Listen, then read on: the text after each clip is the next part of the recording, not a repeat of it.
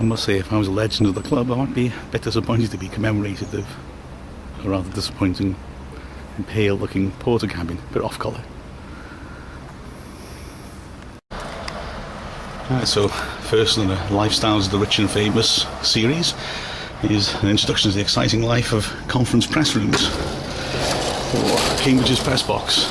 I've got to say, I don't like enclosed press boxes much. I'd much rather be out in the crowd. It's a bit weird and usually disappointing experience being locked into these. Not quite as weird as the old one on top of the World Road stand, which you couldn't see through sometimes. If it was a cold night and there was condensation inside, you just couldn't see the pitch properly. I remember Springfield Park, Wigan's old ground, if you were up at one end of the press box, you actually couldn't see the penalty area. This one's a bit better for visibility, but yeah, I'm not mad on enclosed crowds, boxes like this. You don't get the crowd atmosphere at all, and you often get that in front of you as well as the pillars. But see how it goes.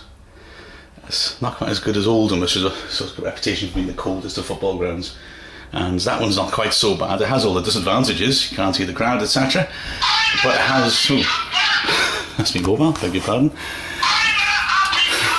I'm a happy camper at the final whistle. But the thing about Oldham's is it's got heaters in the roof, so that's the one enclosed press box is worth going to. Any others are strange, as you can usually hear in commentary when there's no background noise whatsoever. I don't know. I have a little stroll on the ground, I think. And there's certainly a martial feel about the place. Just don't spoil the effects by packing the home end of it and to block the signers, I don't know. But it's a nice ground, Cambridge, although you can tell when you walk around the back of it that it's the sort of place which is clearly has been a non-league ground, then has converted into a football league ground. There's little warrens in different places which tend to have blocks of stairs tacked on for when in the football league, and now of course they're back down and out of it again, although I suspect not for as long as us, judging by the way they've started the season compared to us. Yeah, little rabbit warrens around the back of the stand.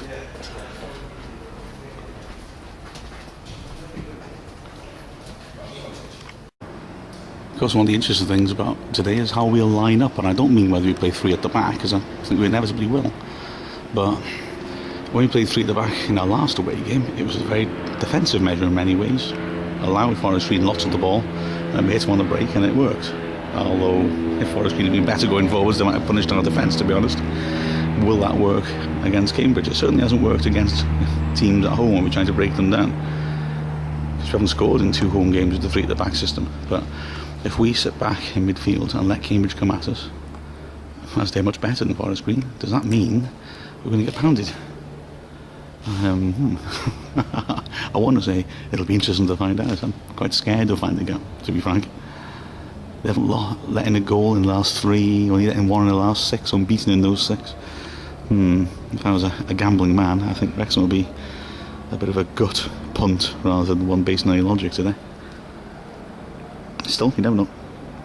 I've travelled 3.5 hours of a sore throat to do a commentary that I don't know if I'm going to be able to finish, so quite frankly, I hope to do something for me. I do like to see a group of hangdog officials coming out like they're walking slowly to the gallows. Very encouraging. Looking very gingerly on what looks like a perfect pitch. Oh, conference refs. They're just not right. Wrexham team bus backing up. Arrived nice and early, haven't I? As you can see, they're very health and safety conscious here. Although they should have a sign saying that if you're going to accompany a disabled fan, you should weigh 10 stone or less, I think, as those things don't look terribly robust. It's like something, a scene from You Being Framed waiting to happen. Maybe I should just stay here and film people trying to sit on those things, because they're not going to last. I also like the habitual grumpiness of all football fans being capitalised upon. Great. For your happy pet. I might caption this, the glamour of the conference. Imagine a pie smoker behind this wall. Not sure I want them, having seen the conditions behind where they're prepared though. Okay, mysteries of football revealed. What is the actual consistency of this weird orangey stuff that they have around football pitches that looks so much like sand? You know, it's sand, Dead disappointing there. Watch all those international matches with the running tracks around the pitch and you think it's something exotic. Oh well. And rather nicely, because I feel a bit guilty, I'm sort of been pointing out rusty bits of the ground. It opens up behind to some wetlands. A rather nice spot for a footy ground to be. Wonder why Asumani's warming up on his own with Malpurchase. Oh god. We'll see if we got one of our centre backs out. Yeah, it's a lovely day, nice weather.